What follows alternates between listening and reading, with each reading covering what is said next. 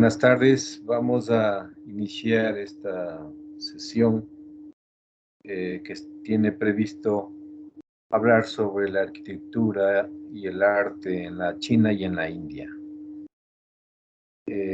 ¿Sí se está escuchando bien? Sí, profe. Gracias, Flor. Bueno, primero hacer un breve recordatorio. Les habíamos comentado cuando se socializó el sílabus de esta asignatura que la misma tenía dos unidades curriculares. La unidad curricular 1, que es la que estamos viendo y que tiene que ver con todo lo que sería el hemisemestre, el primer hemisemestre. Sobre todo, pasar revista de las grandes regiones culturales en el mundo y sobre todo también hablar de las expresiones del arte y la arquitectura en las culturas de la antigüedad. Culturas de la antigüedad que estamos viendo, Egipto, Mesopotamia, China, India. Por supuesto vamos a ver Grecia, Roma, y que amerita que se haga una explicación por qué esto de la edad antigua y la antes o después de Cristo.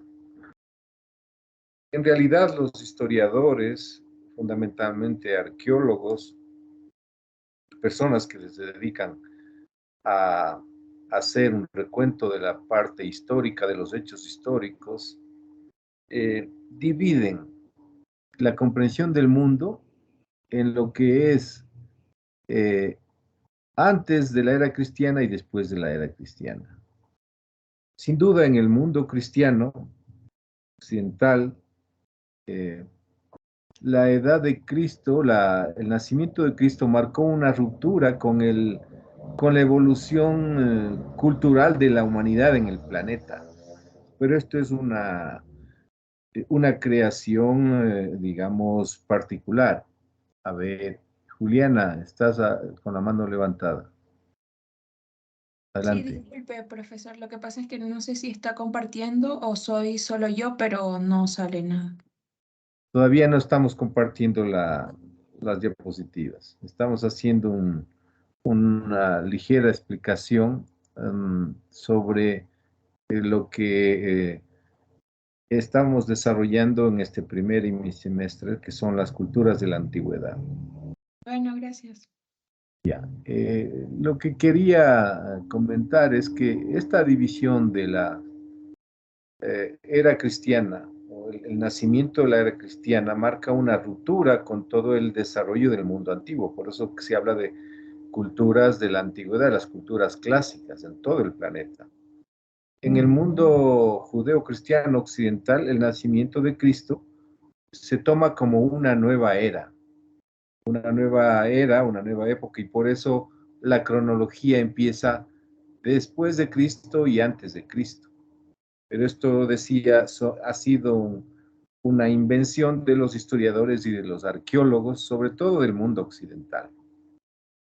Y para referirse a las culturas clásicas del resto de regiones geográficas, han esbozado cronologías que van desde la época paleolítica, mesolítica, neolítica, en el caso de las culturas eh, asiáticas del oriente, las propias europeas, y en el caso de las culturas de América, esta misma clasificación del paleolítico, o sea, antes de la aparición de la agricultura, del mesolítico, cuando ya empiezan a los distintos pueblos a asentarse, y el neolítico, que hablan de ya de el desarrollo de la agricultura y la aparición de centros poblados, el uso de diversos instrumentos, etcétera.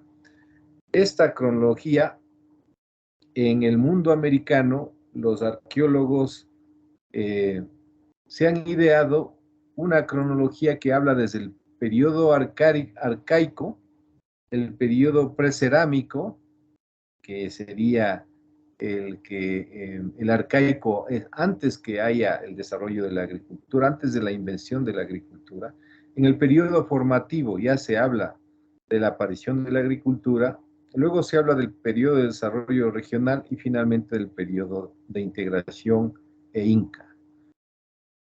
Estas cronologías son convenciones que han establecido los estudiosos para hacer una distinción entre lo que es la era cristiana y el mundo antiguo. Pero en el desarrollo de la humanidad, estas rupturas en contextos culturales distintos al europeo no existen, porque tienen otras creencias religiosas como hemos visto. Hay otro tipo de religiones. Solo en el mundo judeo-cristiano occidental hay lo del nacimiento de Cristo, etc. En otros contextos tenemos otras creencias religiosas, el budismo, el janeísmo, etcétera, que les dan otra visión de lo que ha sido el desarrollo civilizatorio de sus regiones culturales. Entonces, esto como una explicación para que podamos hacer un puente en lo que es las expresiones culturales de la antigüedad con las modernas. Hay que decir también que en la época moderna, en el movimiento moderno, donde también se postulan una serie de principios y teorías como el evolucionismo, el progresismo, el positivismo, que son teorías para interpretar el desarrollo de la sociedad, sobre todo el progresismo, el evolucionismo, en lo que es la modernidad, se postulan como los periodos donde se ha desarrollado de una manera mucho más extensa diversos aspectos técnicos, tecnológicos del pensamiento, de la cultura, sobre todo a nivel del mundo occidental, que por extensión lo quieren hacer universal, hacer ver como algo que es universal. Esto para que vayamos entendiendo que la comprensión de la cultura humana debe hacerse de una manera integral. El hecho que haya sido realizado en tal o cual época del tiempo no quiere decir que ya ha perdido validez, sino que igualmente el ser humano tuvo que poner lo máximo de su capacidad del pensamiento, su capacidad de raciocinio, su capacidad de sentir, su capacidad de inventiva, la imaginación. Esto ha existido siempre. Y por eso se dan los logros culturales, por eso se ven que a lo largo de los siglos se han ido a nivel de lo que es la humanidad realizando distintos, si se quiere, logros para, para resolver los problemas que ha tenido que enfrentarse la humanidad en determinados periodos, ¿no? Con esto queremos decir que el hecho de que ahora vivamos en la época moderna no quiere decir que lo que tenemos ahora ha sido lo máximo o lo mejor y que lo antiguo no sirve. En ningún caso. Esta es una idea que se ha postulado desde el movimiento moderno y es una idea evidentemente que no tiene fundamento.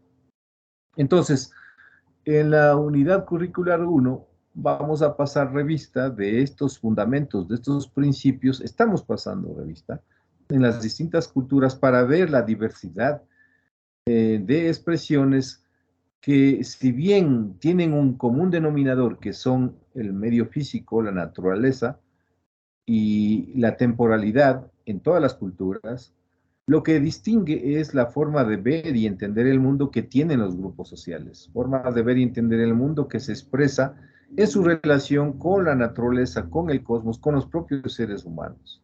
Esto es lo que hace que las expresiones culturales tengan unas características diferentes unas de otras. El hecho de que sean diferentes, ya hemos dicho tampoco, no quiere decir que sean ni mejores ni peores, sino que son diferentes y como tal tenemos que entenderlas. Entonces, en la unidad curricular 1 vamos a ver todo lo que tiene relación con estas culturas clásicas de la antigüedad. Por supuesto, Roma, Grecia, y avanzaremos hasta el siglo XV más o menos, porque la unidad curricular 2 tiene que ver con el desarrollo de las expresiones del arte y la arquitectura a partir del siglo XVI, de la aparición del Renacimiento. Precisamente el Renacimiento se denomina así porque en esa época se inspiran en los principios de la antigüedad clásica para nuevamente innovar los aspectos culturales en la arquitectura, en el arte, y a partir de ahí aparecen otros periodos como la ilustración, el desarrollo del pensamiento filosófico, el racionalismo, y luego la modernidad con las rupturas que aparecen en las propias creaciones artísticas y en la propia arquitectura. Entonces, este es un hilo conductor para que tengamos y no perdamos esa visión de que estamos haciendo un repaso que tiene un hilo conductor que nos va a llegar hasta la época moderna, hasta la contemporaneidad, eh, dando cuenta de qué es lo que pasó en las distintas épocas y regiones para saber cuáles son los fundamentos, cómo el arte y la arquitectura va tomando y adquiriendo distintas expresiones a lo largo del tiempo, uh, y por eso esas diferencias que hay entre unas culturas, unas regiones geográficas y otras.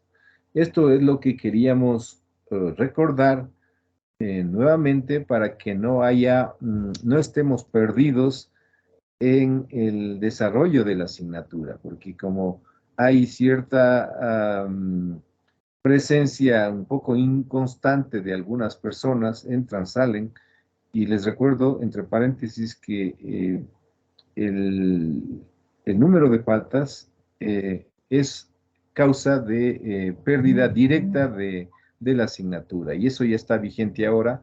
Si bien en la época del confinamiento no se tenía en cuenta, ahora ya es una causal de pérdida del curso. Entonces, eh, por favor, anotarse en las asistencias, seguir el desarrollo de los distintos temarios que estamos haciendo, porque al final también en las pruebas evaluativas no es que nosotros al final vamos a estudiar 2 o 3 días para saber qué nos va a tomar, sino que hacemos una prueba con una batería de preguntas donde se van a elegir qué es lo correcto, qué es lo incorrecto, y eso de todas las sesiones que hemos tenido. Entonces, nuestros textos son las distintas reuniones de clase, los apuntes que tengamos,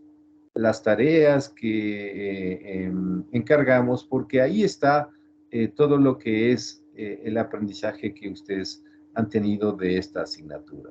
Y a propósito, la segunda parte de esta exposición, luego que les comparta las diapositivas sobre la China y la India, hagamos un ejercicio de aplicación práctica. La búsqueda de ejemplos de arquitectura, tanto de China como la India, y esto lo vamos a encargar a los distintos grupos. ¿Qué grupo hace tal indagación? Lo mira, lo revisa y lo plantea en su portafolio. Entonces, esto es lo que vamos a tener a lo largo de la sesión de este día de hoy. Haremos en principio la exposición sobre el arte y la arquitectura en la China, luego un pequeño descanso de 10 minutos, 5 o 10 minutos, y luego seguiremos con la exposición del arte y la arquitectura en la India, para al final dejar unos 15 o 20 minutos para el trabajo de consulta sobre la práctica de aplicación. Entonces les voy a compartir las diapositivas. ¿Alguna pregunta, alguna inquietud?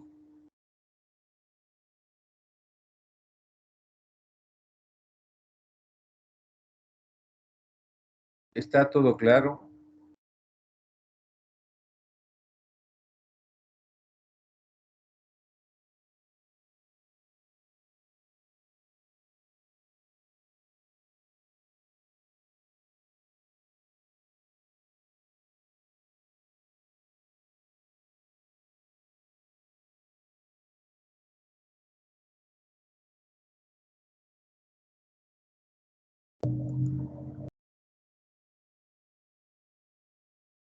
¿Se ve la diapositiva, Flor?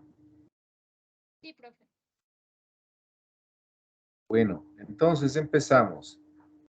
Fundamentos del arte y la arquitectura en la China y en la India. Primera parte, China, arquitectura, escultura y pintura. En el arte estamos básicamente enfocándonos a la escultura y a la pintura, que son las expresiones artísticas que siempre han estado ligadas con la arquitectura. Siempre hemos ido viendo en los ejemplos de Mesopotamia, de Egipto, luego vamos a ir viendo, bueno, en el caso también de Mesoamérica, eh, en el caso de Grecia, Roma, vamos a en la escultura, la pintura está ligada a la arquitectura. Es en la Edad Moderna donde hay una ruptura, un divorcio, en donde el arte se independiza de la arquitectura, o mejor dicho, se postula como una disciplina autónoma, y a partir de ahí pues hay otros conceptos que se ponen en práctica. Bueno, en primer lugar, ¿dónde está situada la, evidentemente, el continente asiático, en el sureste asiático, bordeado por el mar de la China meridional, el Golfo de Bengala, el mar de Japón?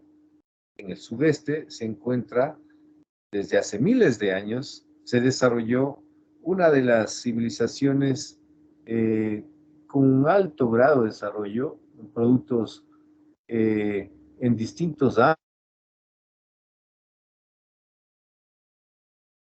singulares, muy propios de esta cultura. De hecho, bueno, cuando hicieron los Juegos Olímpicos en China, la presentación de la sesión inaugural fue un despliegue fantástico de toda la creatividad de esta civilización, que ahora incluso en la modernidad eh, es una de las culturas con un gran poderío económico. Ahí se inscriben pues ciertas creencias un poco interesadas de querer hacer ver que lo chino es algo que no tiene calidad. Es una cuestión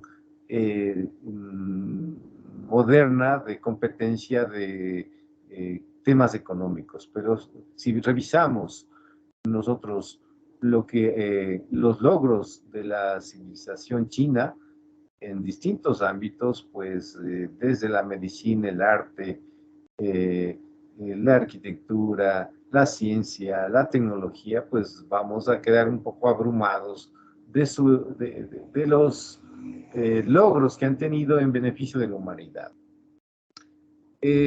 Los estudiosos elaboran una serie de dinastías que han gobernado a la China, y identifican las dinastías de acuerdo a los nombres de quienes las gobernaron. Y también realizan esa cronología que habíamos dicho que se enmarca en esa idea de lo paleolítico, lo mesolítico, no, lo neolítico, o de los periodos arcaico, formativo, desarrollo, integración, que tienen que ver básicamente con antes y después de la agricultura, antes y después del desarrollo de instrumentos tecnológicos que dieron a cada una de estas culturas. Entonces aquí vemos cómo las dinastías están identificadas por partes regionales y también por épocas antes de Cristo. Si vemos antes de Cristo y después de Cristo. Aspectos culturales, políticos, económicos de la cultura, de la civilización china. Entre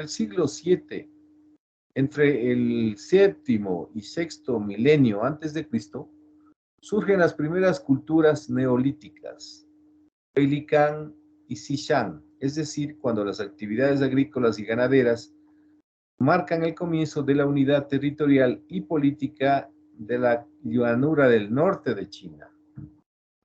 En el segundo milenio antes de Cristo surge el pueblo de Huaxia, que tiene nombre proveniente de la montaña Hua, elevando el nivel cultural de China hasta la fundación de la nación Chunghua, que asimila varios pueblos esparcidos al este de la cordillera del Pamir por los valles de los ríos Guanajo, Guayance, Amur y Perlia, conformando todos estos pueblos el núcleo principal de la población china.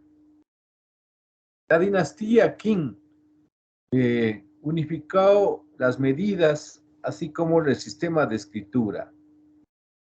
Se cuenta que se quemaron libros que no se ajustaban a las creencias religiosas de esta época y se construyeron enormes palacios en Xianyang, así como la construcción del mausoleo de los famosos guerreros de terracota que fueron descubiertos no hace muchos años y encontraron miles de formas de guerreros tallados en barro, en cerámica.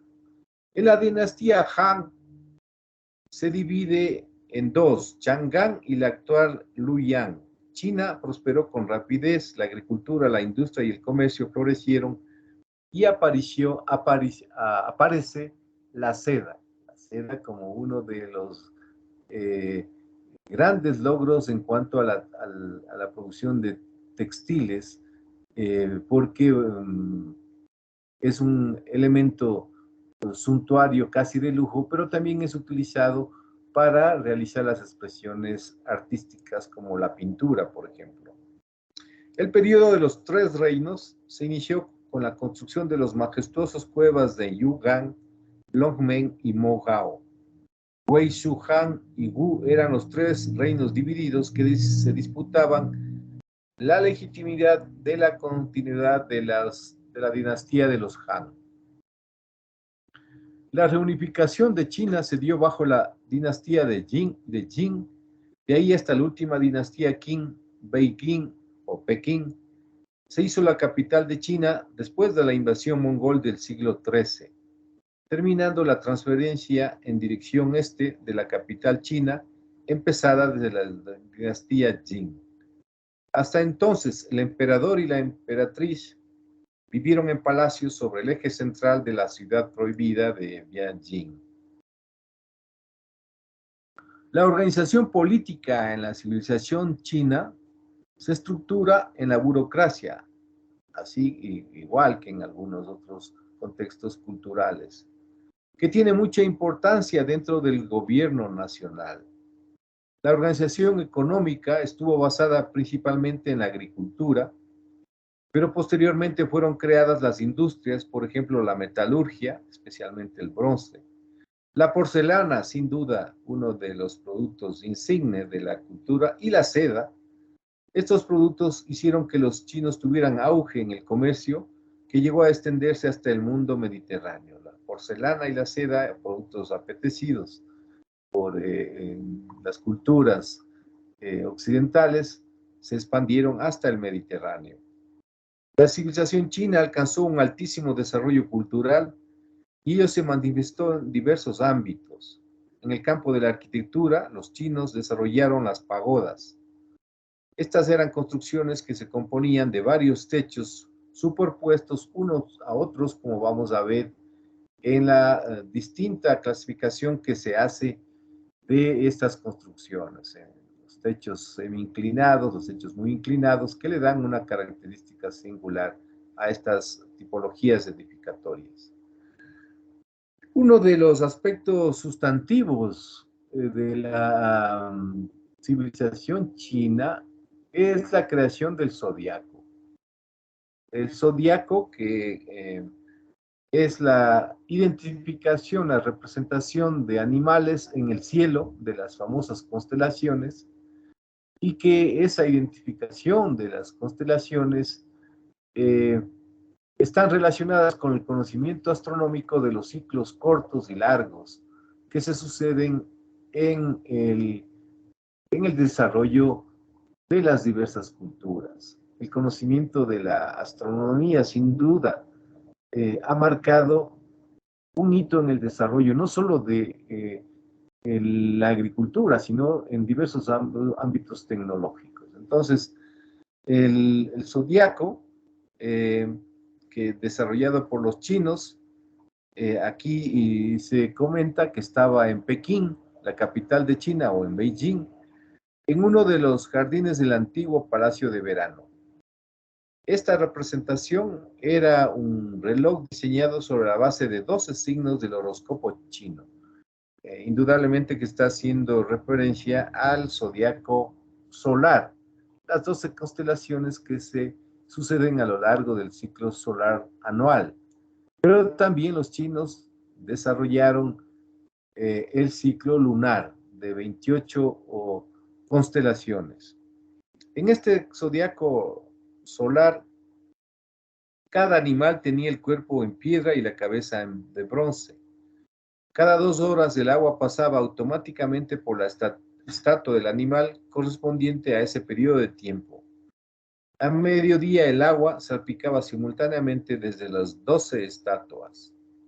La fuente y las 12 estatuas de animales representados fueron construidos en 1744 por el emperador Qianlong, y se dice que las estatuas desaparecieron durante la Segunda Guerra del Opio en 1860. En la arquitectura, el sistema arquitectónico chino es el único cuyas estructuras son principalmente de madera, lo que es un reflejo de la ética del país, su criterio estético y el valor que da a la naturaleza.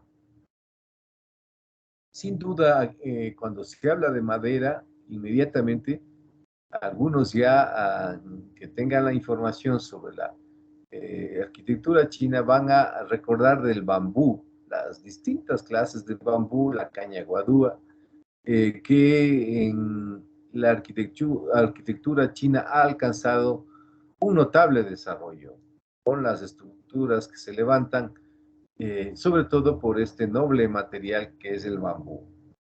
Las columnas de madera de los edificios, tanto como la superficie de las paredes, son de color rojo.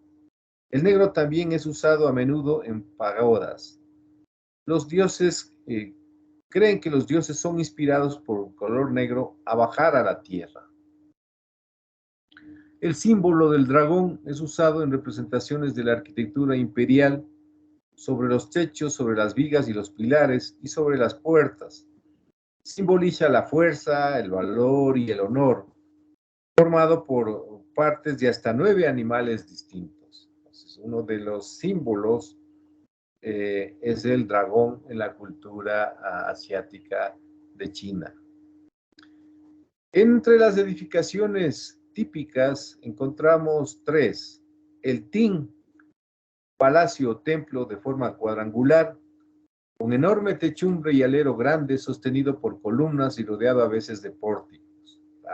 La parte derecha se ve una fotografía de los palacios o Ting. La Tao Torre Pagoda, formada por muchos cuerpos cilíndricos o poligonales, superpuestos llevando cada uno su propio alero. Se dice que llegan hasta a 9 niveles. El Peleu o Pailu, especie de arco triunfal o puerta monumental de tipo arquitrabado, como se puede ver en la fotografía de la derecha. Entonces, ya en la arquitectura encontramos edificaciones típicas construidas en madera y también con un notable desarrollo estético de los techos. Características de la arquitectura. Énfasis horizontal. Construcción de una plataforma pesada y de un gran techo que flota sobre esta base, con las paredes verticales tampoco enfatizadas. Este contraste, este contrasta con la arquitectura occidental que cuida crecer en altura y profundidad. La arquitectura china hace hincapié en el impacto visual del ancho de los edificios. También se encuentra una simetría bilateral. Significa el balance y la expresión de edificios que están en cada uno de los lados que componen las edificaciones, sobre todo los grandes complejos y palacios, y también incluso las granjas pequeñas, modestas. En contraste con los edificios, los jardines chinos son una excepción notable que cuida ser asimétrico. Un aspecto importante de la arquitectura china no solo es el desarrollo de los objetos arquitectónicos, sino del entorno y sobre todo de los jardines que están emplazados también en estas construcciones. El principio que subyace a la composición del jardín es causar la circulación perdurable y también emular la naturaleza. Los techos son planos, los techos planos son poco comunes, mientras que los techos de dos aguas están casi omnipresentes en la arquitectura china tradicional. También se encuentran otros tipos de techos como el inclinado, el multi-inclinado y el demasiado inclinado. La estructura, uso de maderos grandes para el soporte principal del techo de un edificio. Miembros de madera generalmente grandes son usados como columnas de carga para llevar vigas y laterales para construir las estructuras de edificios y respaldar los techos. Aquí se ve en la parte inferior este pórtico con característica forma del techo, o en la parte siguiente una vivienda con estas distintas formas del techo. En cuanto a los techos que se identifican como inclinados, son techos con una inclinación sencilla. Los techos solo de una inclinación sencilla son los más económicos y son más habituales en la arquitectura. Quizás la mayoría de población de las viviendas comunes utilizan unos techos inclinados a dos aguas, evidentemente con el desarrollo de cumbreros y adornos. El segundo tipo de techos son los multi-inclinados. Techos con dos o más secciones de inclinación en la propia estructura. Estos techos son usados en construcciones de clases más altas, desde las viviendas de plebeyos adinerados hasta los palacios, tal como se puede ver en la fotografía de la derecha. Entonces tenemos techos inclinados sencillos para viviendas de la mayoría, viviendas comunes, los techos que ya tienen dos o más secciones de inclinación, los multiinclinados para viviendas de otro estrato social, y los demasiado inclinados, techos que tienen una curvatura radical en las esquinas del techo, lo cual aumenta la expresión plástica. Esta clase de construcción de techo es generalmente reservada para los templos y palacios, aunque también puede ser encontrada en las casas de personas pudientes. En la época antigua eran generalmente decorados con estatuas de cerámica. Esas puntas que están en las terminaciones de las figuras de los techos estaban decoradas con estatuas de cerámica. Los techos son casi respaldados por corchetes que se llaman duogon, y siempre una característica compartida solamente con las más grandes de las construcciones religiosas. En la parte inferior se detalla estos corchetes que se comparten en estos techos inclinados y que generalmente también vienen con una escultura, con una estatua.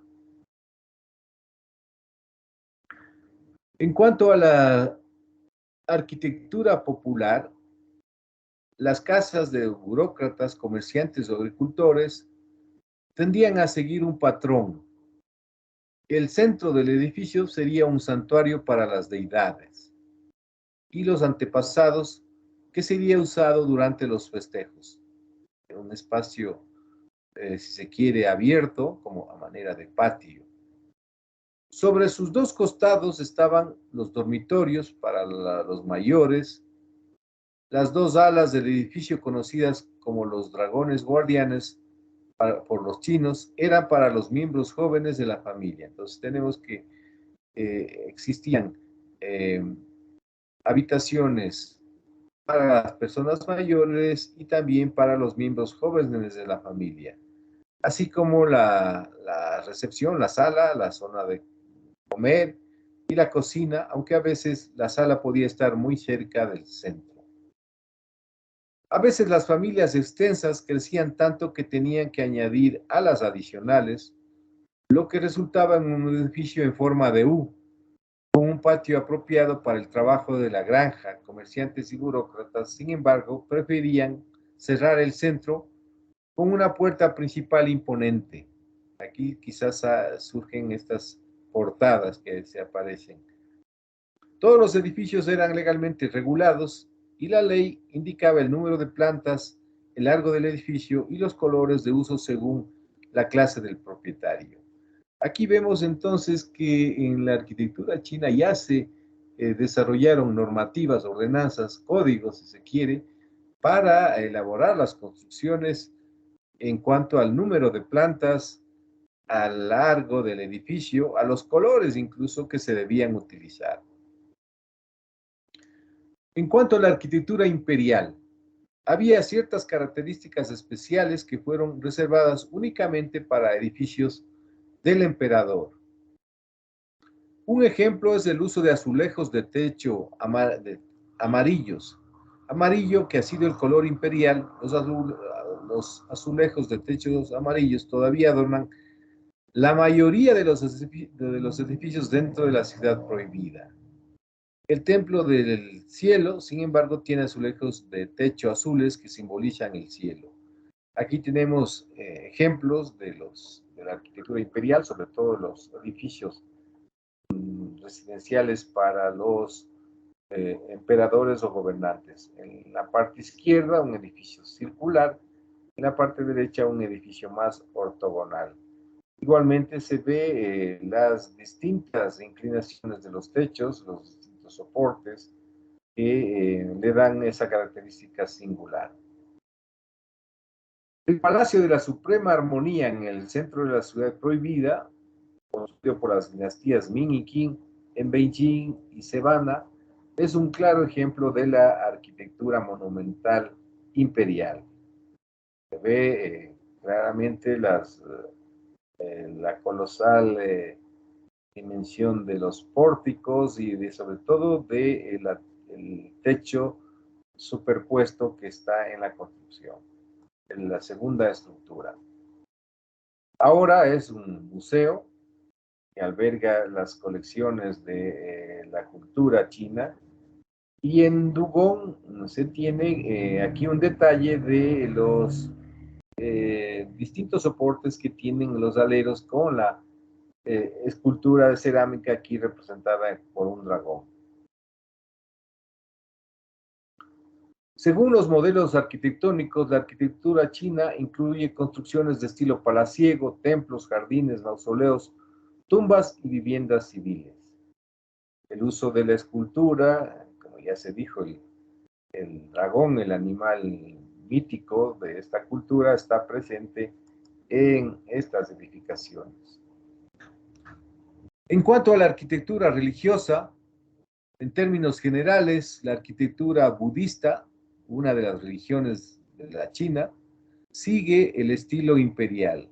Un monasterio budista grande tiene un salón primero, albergando las estatuas de un Buda, seguido por un gran salón albergando las estatuas de los distintos Budas.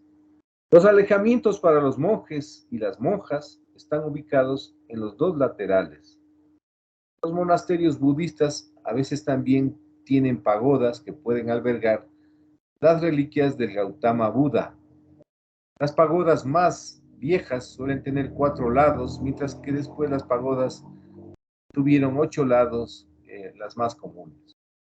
Aquí tenemos el ejemplo del Templo del Cielo, uno de los mejores de la arquitectura religiosa que está en la ciudad prohibida en Pekín y que es la que mejor se conserva como complejo imperial.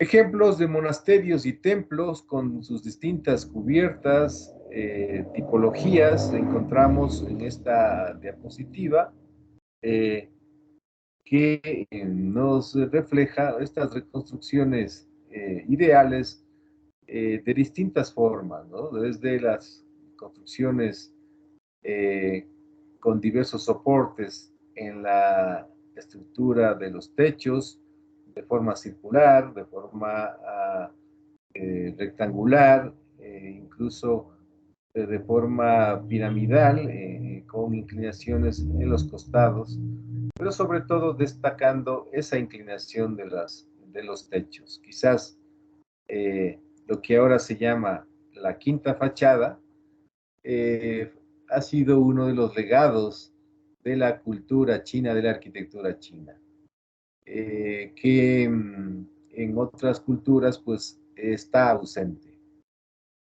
La pagoda. La pagoda de Lui en Guangzhou es una pagoda de 60 metros de altura, construida 1200 años antes de Cristo, y en distintos niveles, como se puede ver en la fotografía de la izquierda. Una pagoda del tipo ortogonal. Las 5 grandes montañas significan los 5 puntos cardinales de los antiguos chinos. Los chinos es sabido que además del norte, sur, este, oeste, consideran al centro como el quinto punto cardinal.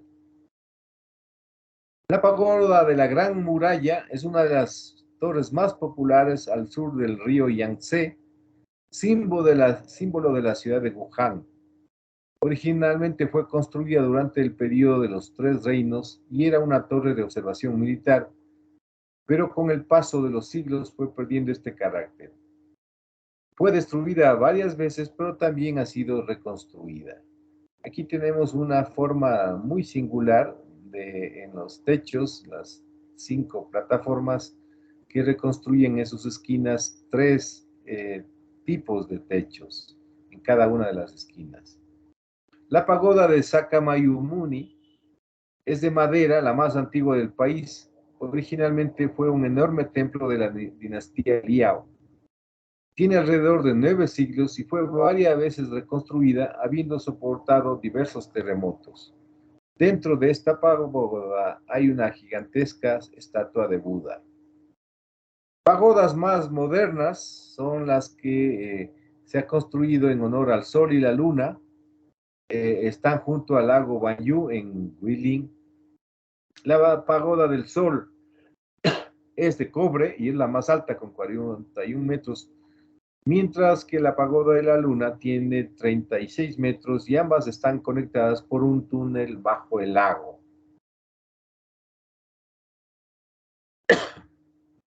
Habíamos dicho que los chinos no solamente se preocuparon de los objetos arquitectónicos, sino también de los jardines. Este tipo de jardines influyó notablemente en las religiones como el taoísmo, el confucianismo y el budismo. El jardín tiene una doble dimensión, la de su propia materialidad que es percibida por los sentidos y la de ser un ejemplo de la armonía universal, la relación con esta fuerza que se llama Qi. Este ideario será responsable, entre otras cosas, del empleo de una vegetación que con sus cambios estacionales marca el paso del tiempo, como uno de los grandes temas budistas con sus famosos almendros de floración que indica la primavera, o la utilización de especies de hoja caduca que alcanzan gran esplendor en el otoño, marcando el paso al invierno por medio del estallido de colores. Entonces los jardines también fueron utilizados como marcadores del tiempo a través de la distinta vegetación que están adornándoles. Vegetaciones que van cambiando a través de las estaciones del ciclo solar y que le dan un colorido singular a estos lugares. El Jardín Yuyuan de la ciudad de Shanghái es uno de los jardines más famosos de la República Popular China. Está situado en la zona norte de la ciudad cercana de la antigua muralla. Fue diseñado durante la dinastía Ming entre los años 1559 y 1577. Un funcionario de nombre Pan Yuduan decidió construir a imagen y semejanza de los jardines imperiales. El funcionario quería que sus padres, que no podían trasladarse a la capital, ya que eran demasiados mayores para viajar, pudieran ver qué aspecto tenía un jardín de este estilo. Por eso se le dio el nombre de Jardín Yuyuan. Yu significa salud y tranquilidad. La Gran Muralla, sin duda, una de las construcciones consideradas una maravilla del mundo, es una antigua fortificación construida y reconstruida entre el siglo V a.C.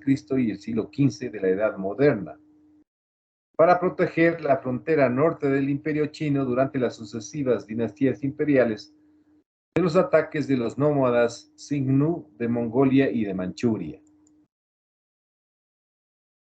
También se tiene lo que se conoce como Yunwang, la arquitectura en las rocas, cual habíamos visto en otros contextos como en Mesopotamia y en Egipto, que se construía tipologías con, sobre todo, adornadas de estructuras colosales también sobre la roca. En el caso chino no es la excepción, pero se encuentra matizada por sus concepciones de los techos, como en este caso se puede ver en una construcción de una pagoda sobre una roca.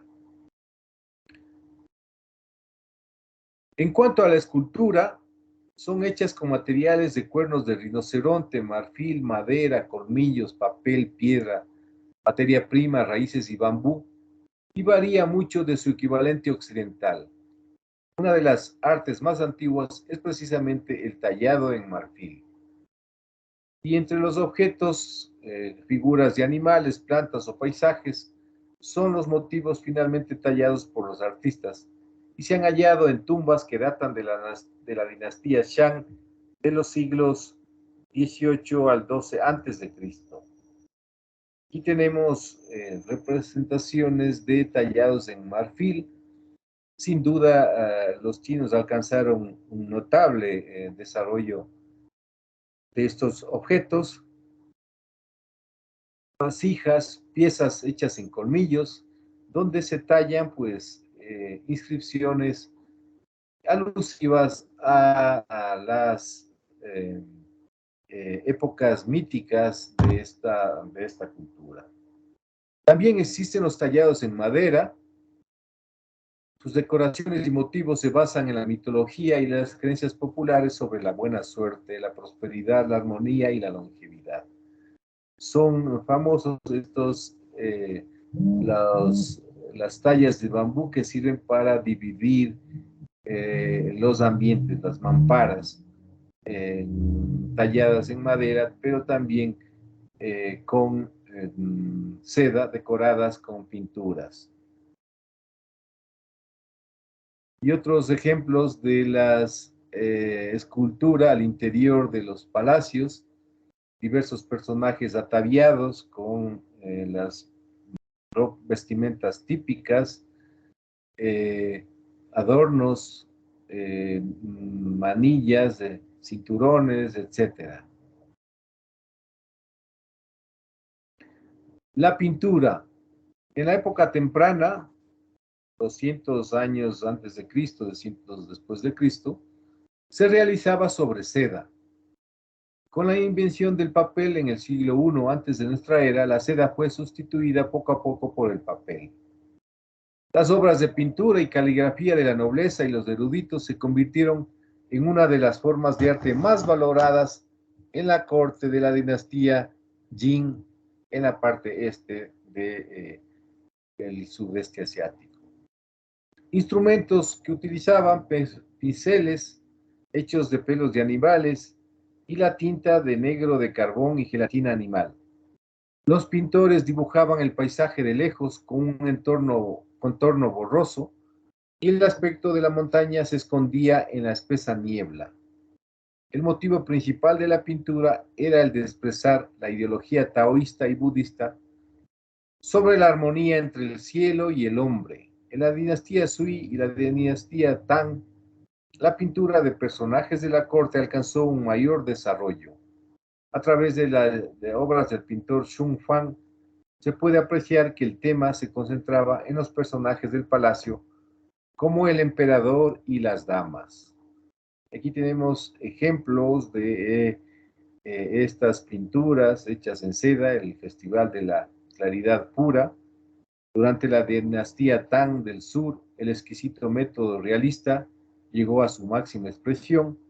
En este periodo, Wu Da-soi, conocido como el santo de la pintura, introdujo las líneas en su pintura.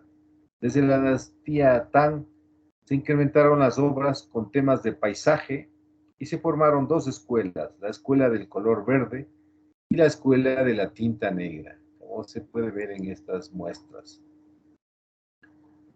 Las obras de seda que recuerdan estos hechos mitológicos, leyendas, costumbres de las dinastías que gobernaron esta región cultural. Aquí se está representando la oda a la diosa del río Lushui de Gun Kaishi, o en el otro caso una escena mucho más doméstica, cotidiana, una mujer con una flor en el pelo.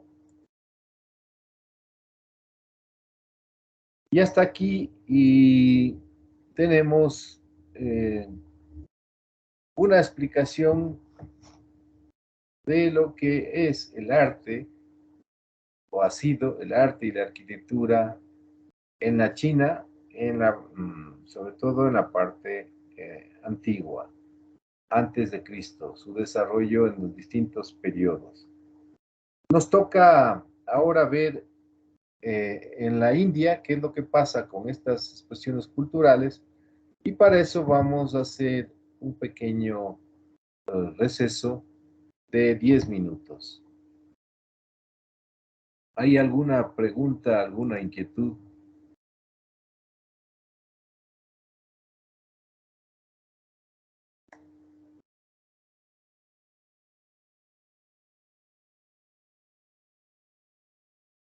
Evelyn, ¿qué te ha parecido?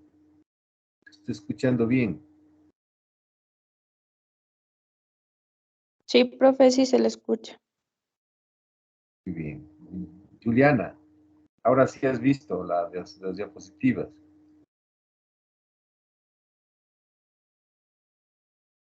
Sí, profe, todo bien.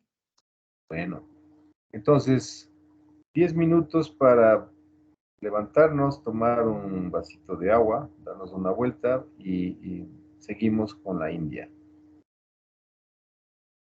Hasta pronto.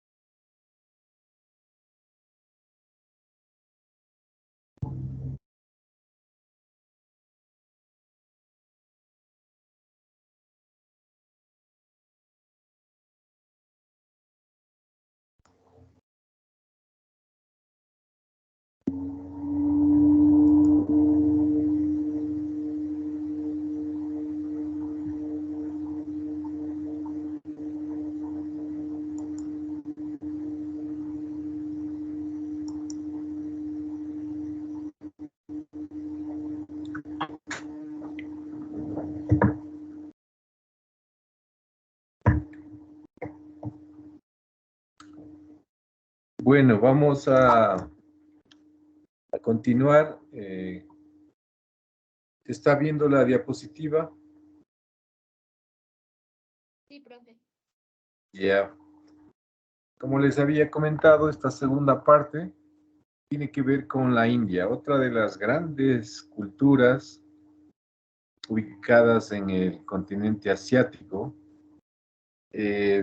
quizás un poco vecinas de los chinos, pero más hacia la parte occidental.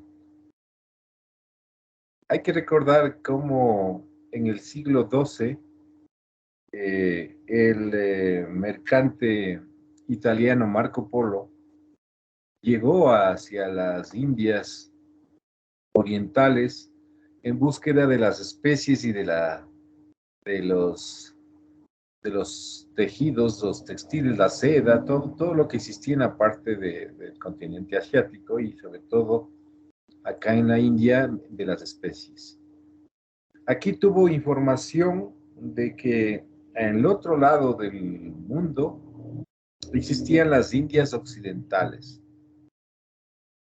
Indias occidentales que se convirtieron en una obsesión de los marinos de la época, siglo XIV, XV, hasta que Colón encontró el apoyo de los reyes católicos y vino a parar acá en estas tierras que denominó Colón las Indias Occidentales. Venía en búsqueda de las riquezas, fabulosas riquezas que le decían que existían en esta parte. Y de ahí que se heredó esto de las Indias Occidentales y heredamos ese término de Indias o indios, indios, sin Dios, indio en latín, sin Dios que no se tenían los dioses como se tenían en Occidente, el Dios cristiano sobre todo. Luego, con el tiempo, el término indio, debido a que la población nativa fue sometida y se les quitaron sus tierras, sus riquezas, el término indio pasó a ser un término político peyorativo, de insulto, de gente pobre, etc. Esta es la historia del término indio. Y de ahí viene, pues, esto de las Indias Occidentales. Un equívoco histórico que ha ocultado todo el proceso cultural que nosotros hemos vivido, procesos de miles de años, que no tiene nada de que envidiar a estas grandes culturas del mundo, hemos visto.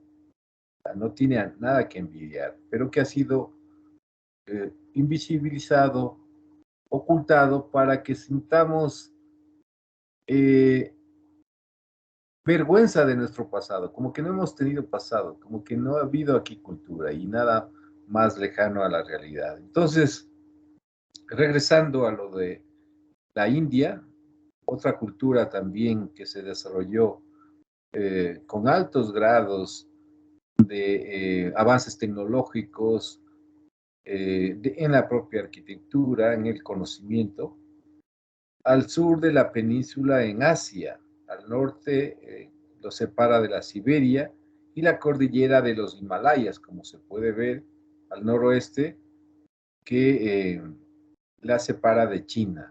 Hasta ahora mismo, aquí existe un contencioso político con los chinos sobre el Tíbet.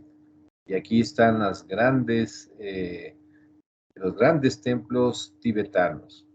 Entonces, la India tiene un desarrollo en los aspectos políticos, económicos y culturales, eh, donde se unificaron distintos pueblos de origen ario, los indoeuropeos, y los nativos también de estas regiones.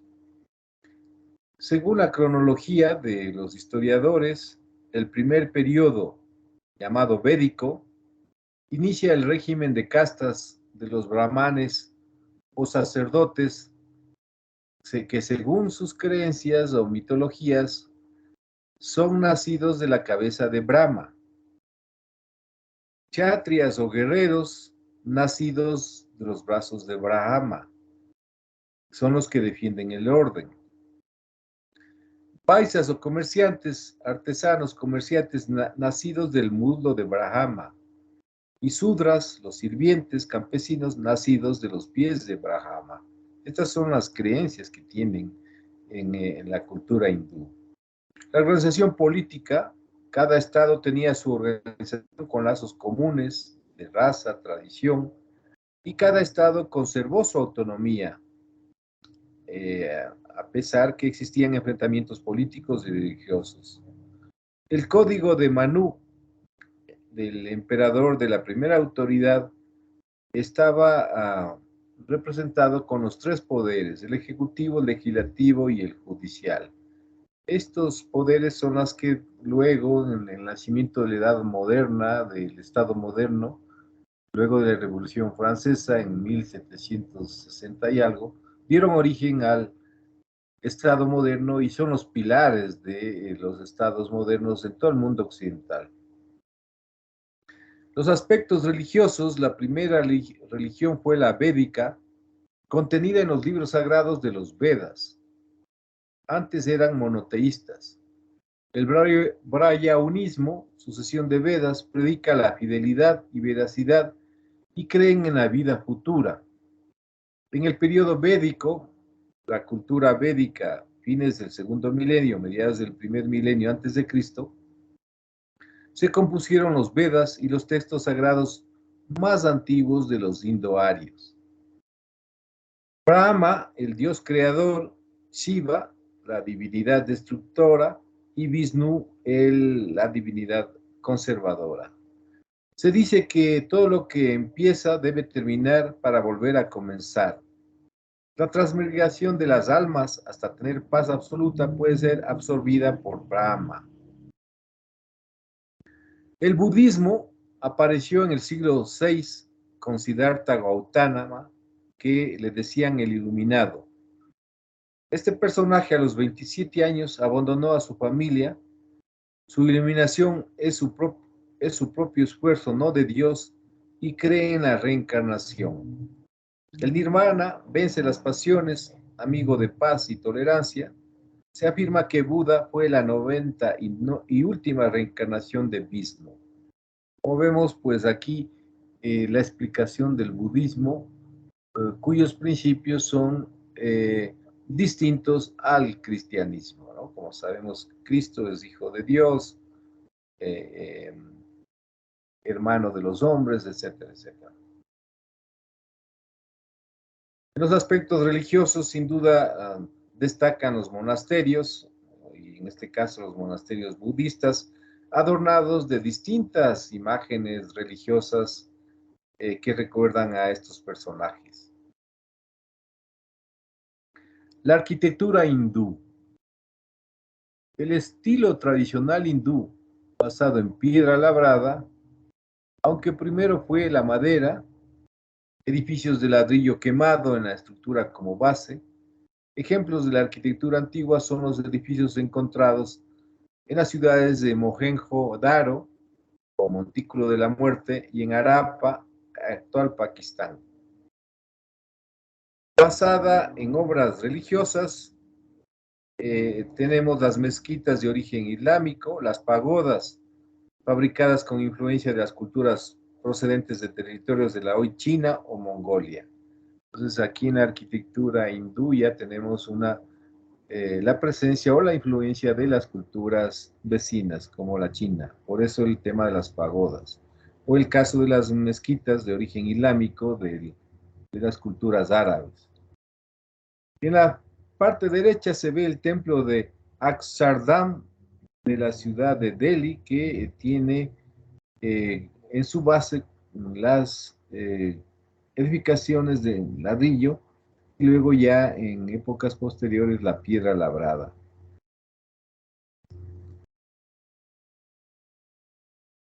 Las formas piramidales en templos y edificios se caracterizan por la casi ausencia de espacios internos, llegándose a considerar estas obras como piezas escultóricas.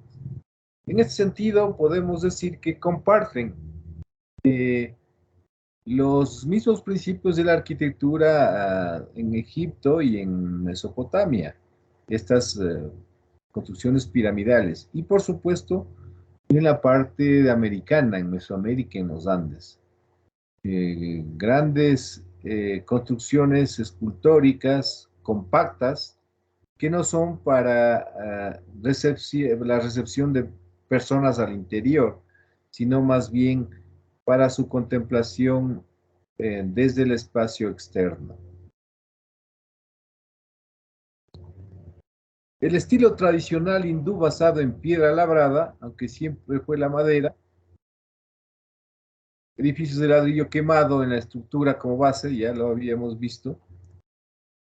Y en los templos, existen los templos subterráneos, hechos en grutas artificiales o naturales, labradas con techos generalmente planos y columnas gruesas de carácter conmemorativo, con relieves e inscripciones. En la parte derecha se pueden ver en estos templos en grutas artificiales labradas, con estas columnas monumentales, con las cornisas con distintos adornos y relieves e inscripciones. Dentro de ellos se derivan también las cuevas, hechas que parten de las mismas bases mitológicas, talladas en sus pilares o paredes que las conforman. Las cuevas de Ayanta, en Ellora, cerca de Mumbai, representan escenas míticas de la cultura hindú. Aquí vemos un personaje, un animal muy característico de la cultura, que son los elefantes, que son parte de su desarrollo cultural. Y luego también columnas a manera de obeliscos que luego serán, tomarán otras características en los tiempos sucesivos. Aquí vemos un diagrama de los templos donde se muestran los diversos componentes, tanto a nivel de la planta, alzado y la vista. Las plantas recuerdan los famosos mandalas, que son los símbolos de contemplación donde se registran los conocimientos cosmográficos, astronómicos, matemáticos. Estas plantas luego fueron desarrolladas de una manera tridimensional, dando lugar a algunos de estos templos. Aquí vemos cómo hay algunos de los elementos, los pilares, los nichos, las estructuras de los domos, con coronados con la shikara, o el pek en la parte superior, y los espacios aledaños. Detalles de la arquitectura, la decoración y la escultura. Quizás uno de los aspectos singulares de la arquitectura hindú es su profusa decoración externa con una serie de personajes. Y también, no solamente personajes que corresponden a sus héroes míticos, sino también decoraciones de tipo geométrico, matemático, y las formas que se alcanzan con dichas construcciones. Ejemplos son el templo de Jagannath en Puri, o el templo de Badami, que son del siglo VII al XI, donde se pueden ver estas características de la arquitectura. Arquitectura en piedra, monolítica, escultórica, adornada con columnas, o también con personajes míticos. Sus cúpulas representan construidas de una manera geométrica, con una geometría perfecta, que le dan esa característica muy singular.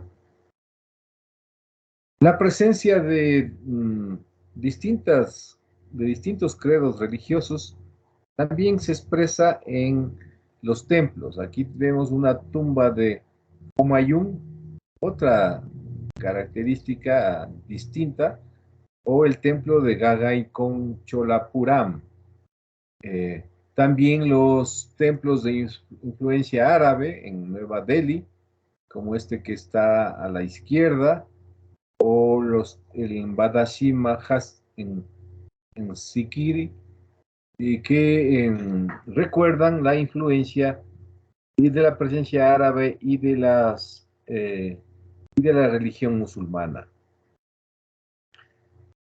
En el caso de la presencia de los chinos, de los mongoles, tenemos la pagoda, que inconfundible en su expresión, aunque aquí se corona con una especie de obelisco en la parte final. Otros templos como estos que están con un desarrollo de las cubiertas con formas geométricas y decoraciones diversas, o las gopuras, que son fachadas adornadas en los distintos frentes con personajes míticos y coloridos. Shikara o Shikara en sánscrito significa pico montañoso. Es la denominación dada a una forma de mandir o templo típico de la India septentrional. Origen en el siglo XVII, tiene forma de campana alta y estrecha. Aquí ya tenemos una de las características de los templos. La shikara, que son templos con que tienen una forma de campana alta y estrecha en la fachada. O las gopuras, que tienen también la decoración policromada en sus fachadas, en sus frentes. La influencia islámica se puede determinar por los elementos arquitectónicos que se encuentran, como estos minaretes, que son estas torres puntiagudas que están en alguno de los templos, o las portadas con diversos arcos, igualmente, que forman parte de estas edificaciones. Otro de los elementos muy singulares de la arquitectura hindú relacionado con sus creencias religiosas son las estupas. Las estupas significa tumba o túmulo. Con el auge del budismo, es una construcción al aire libre, de forma circular, terminada en semiesfera, que guardaba reliquias de Buda, con dos entradas normalmente en forma de rampas, construida de piedra o ladrillo, en la cúspide un mirador con un mástil con discos de tamaño decreciente. Cerca se situaba la vihara, los monasterios. Representan simbólicamente el universo. Y tenemos una representación arquitectónica ligada a las creencias religiosas, cuyo símbolo es el universo, las estupas, no olvidarse. Aquí tenemos ejemplos como la estupa de Damek, un lugar de peregrinación budista, o una de carácter mucho más sencillo, cerca de los pueblos en la capital.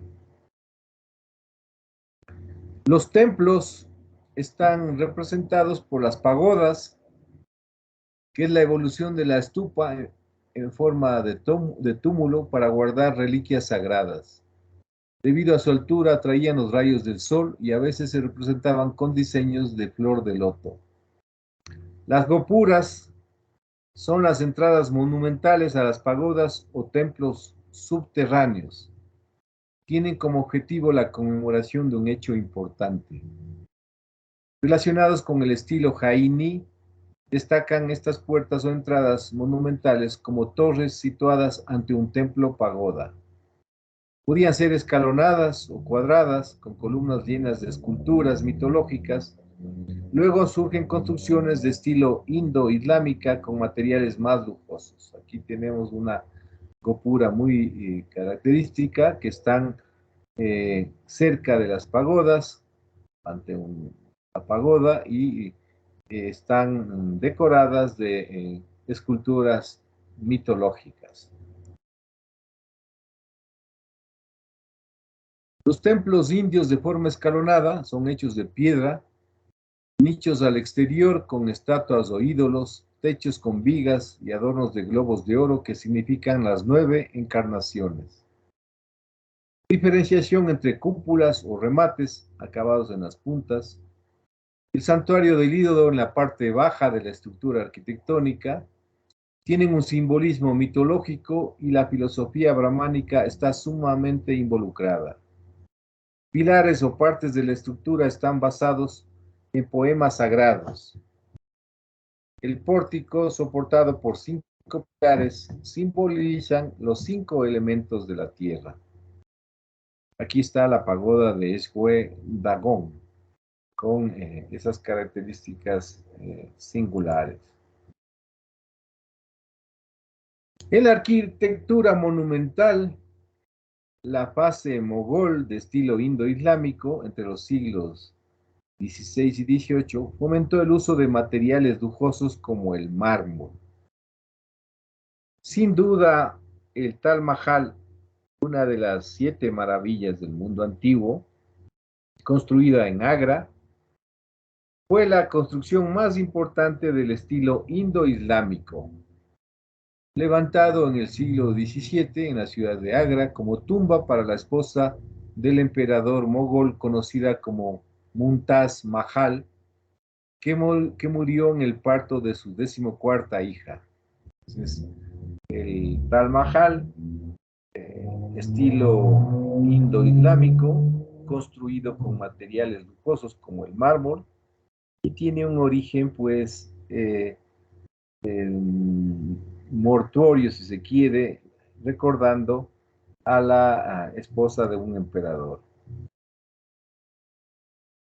Ya dijimos, es una de las 7 maravillas del mundo, declarada por Patrimonio de la Humanidad por la UNESCO, y es uno de los monumentos más visitados del planeta.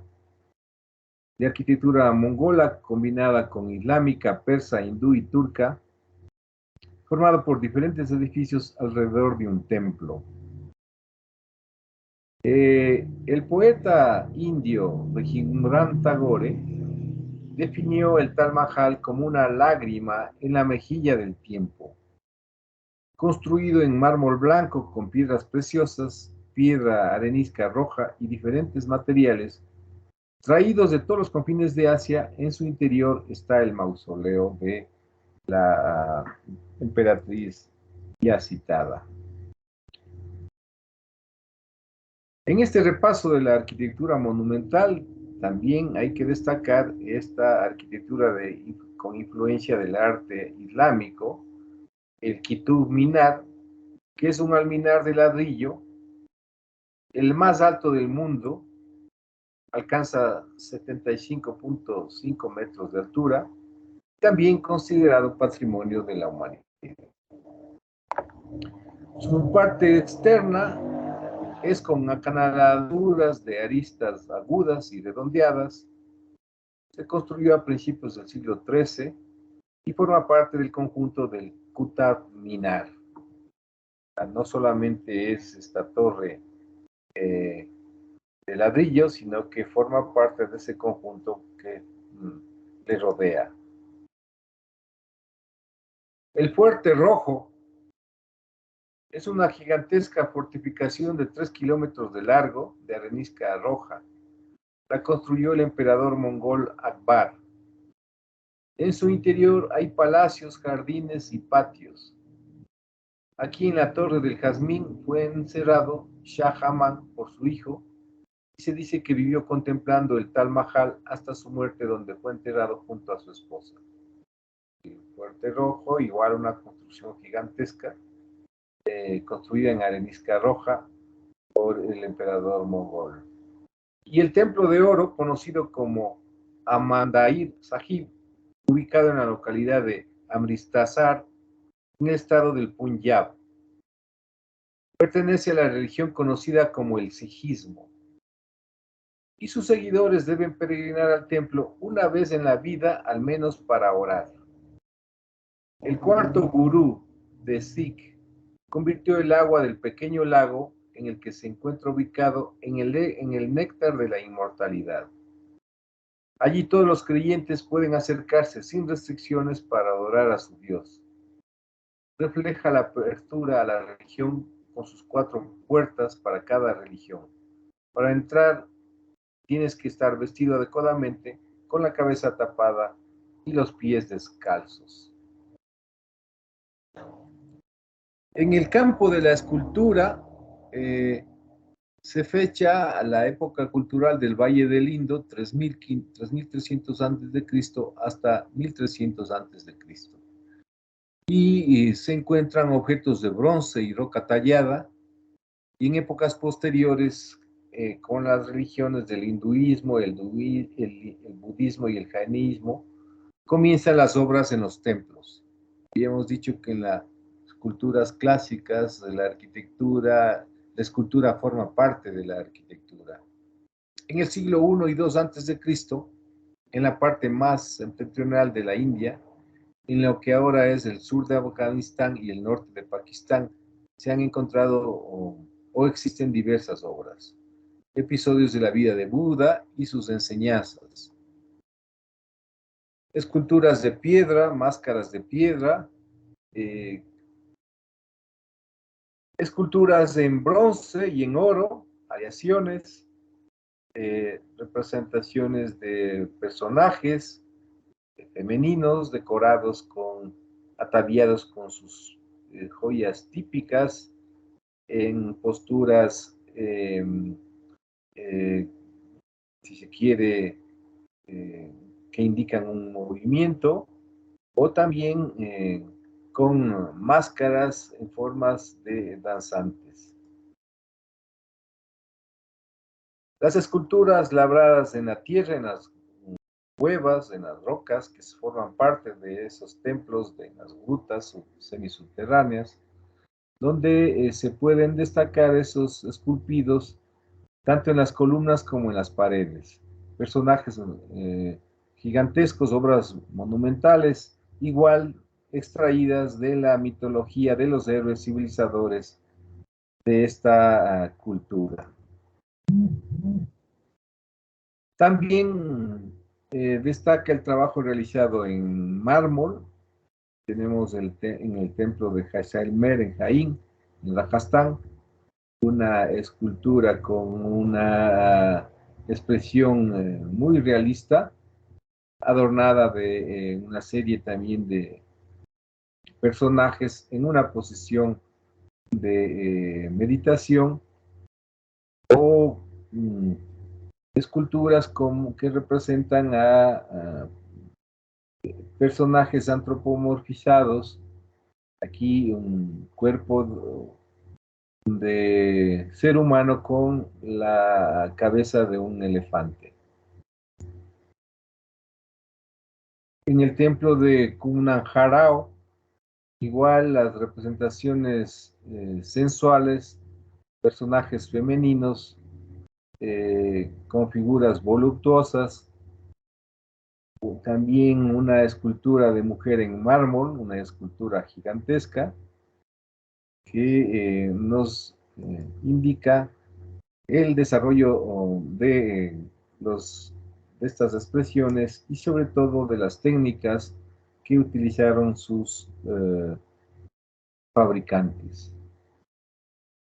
En la pintura encontramos que el arte hindú se representan a las antiguas divinidades del hinduismo, principalmente al dios Vishnu. Son dibujos sensuales y sensibles. Hay un colorismo armónico y agradable que aporta belleza.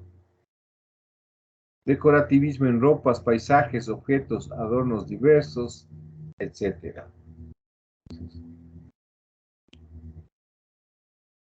También encontramos hechos de la vida cotidiana. En el caso de estos cuadros, mujeres dando limosna, mujer con fruta, un hecho mítico de una escena como una ave, o las expresiones de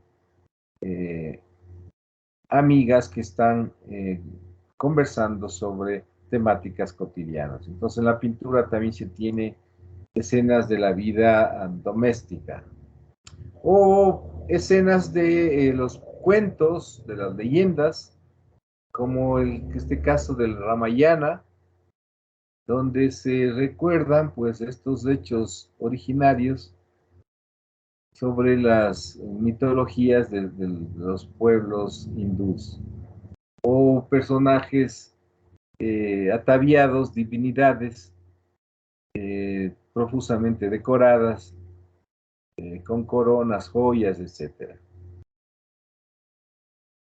Y finalmente representaciones ya de distinto colorido y temática, como en este caso de un hecho mítico de un personaje volador que lleva a otros personajes, o este de un paseo en sobre un elefante ataviado y adornado con alfombras y distintos objetos típicos que van en una procesión con los diversos aquí guerreros, escenas míticas de los acontecimientos de la cultura hindú.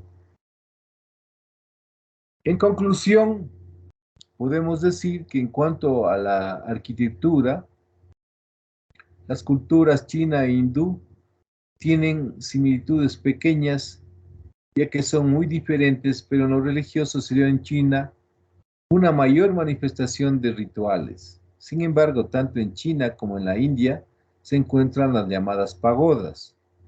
Sus esculturas y pinturas en ambas culturas desarrollaron las habilidades necesarias para los tallados de figuras específicas que ellos deseaban o las representaciones lo más natural posible. En la pintura, utilizando cada una los materiales que su hábitat les proporcionaba. Asimismo, al paso de los años, se notan los cambios muy marcados en cuanto a la evolución de tallados y técnicas en las dos culturas de los pueblos del lejano oriente. Quizás en la arquitectura china hay una mayor originalidad en cuanto a las distintas tipologías, y en la arquitectura hindú hay una mayor presencia de las culturas vecinas, la propia presencia de los chinos o de los árabes, le dieron un estilo singular también a la arquitectura hindú.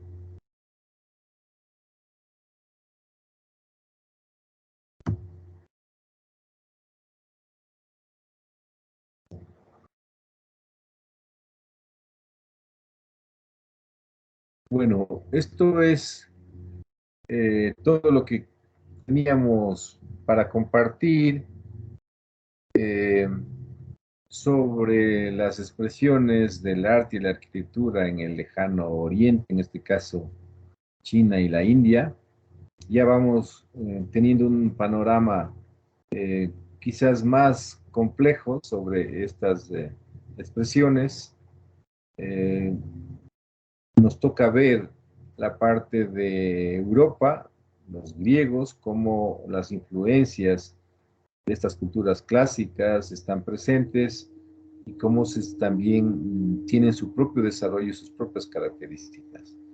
Y a partir ya de la aparición de la era cristiana, de la adopción del cristianismo por el emperador Constantino en Roma, el nacimiento de la era cristiana con un hecho singular en cuanto a la cuestión arquitectónica de la construcción de basílicas que luego dará pie a la aparición de las iglesias del culto cristiano. Pero eso será objeto de otra sesión. Bueno, hasta aquí lo que queríamos compartir. Ahora nos toca hacer un ejercicio de aplicación. Los grupos 1, 3 y 5 van a desarrollar, van a buscar ejemplos de la arquitectura china. Tenemos los templos, las pagodas, las viviendas del común de la población. Eh, Encontrar esto que habíamos comentado, las características, sobre todo las diferencias, el uso de las techumbres, etcétera. Bueno, ahí para eso es el trabajo de aplicación. Y luego los grupos 2, 4 y 6 van a hacer el mismo ejercicio, pero buscando las tipologías de la arquitectura hindú para eh, reforzar lo que aquí hemos comentado brevemente. Esto es lo que teníamos previsto. No sé si hay alguna pregunta, alguna inquietud.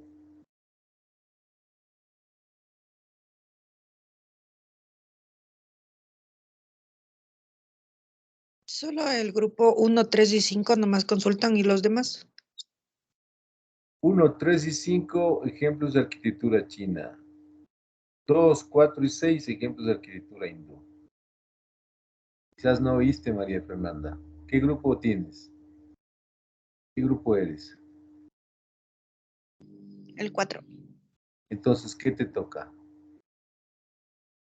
La India solo la escuché del 1, 3 y 5 nomás, profe. Bueno. Entonces te toca, pues, de la India. Igual se reúnen con los compañeros, comentan sobre las características, qué es lo interesante, y eligen y hacen, lo ponen el ejemplo en una o dos láminas, como ustedes crean.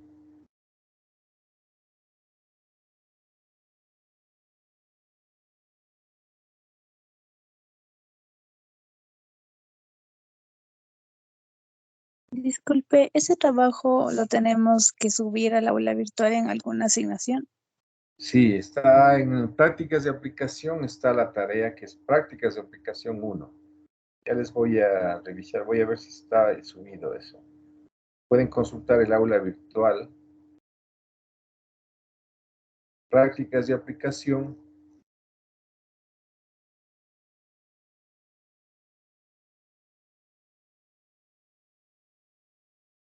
Sí está, trabajo de aplicación 1. Sí está. Voy a ponerle, a activar las características.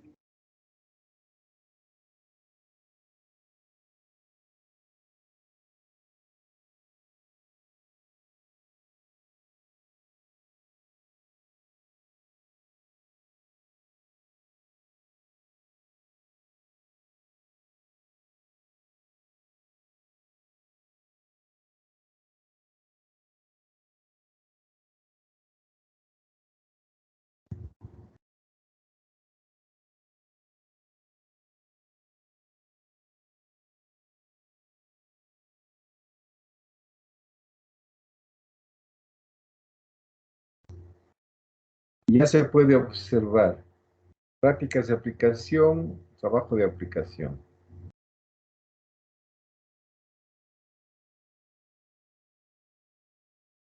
Hasta la próxima sesión se puede subir esta tarea que es bastante sencilla si estuvimos atentos.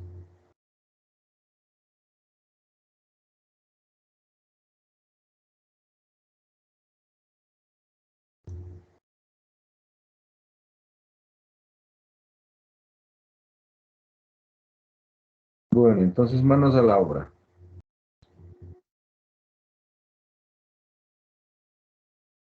Yo estaré aquí hasta las 7.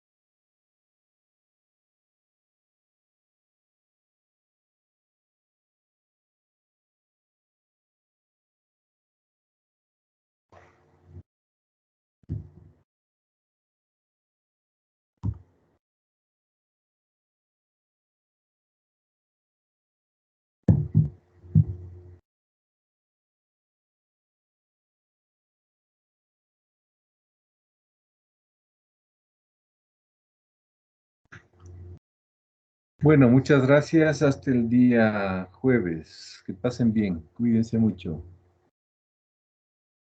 Gracias, arquitecto. Gracias. Un excelente noche. Gracias, arquitecto. Les vaya bien. Adiós.